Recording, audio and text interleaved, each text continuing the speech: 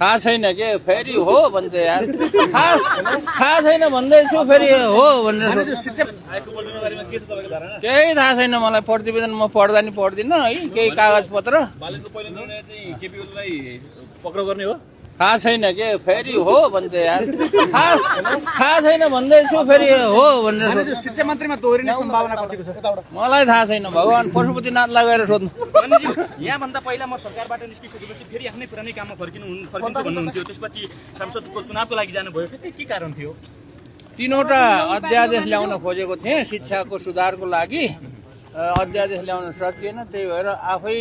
चाहिँ संसद भएपछि अब त्यो कामलाई निरन्तरता दिनको लागि चाहिँ म चुनाव लड्न गएको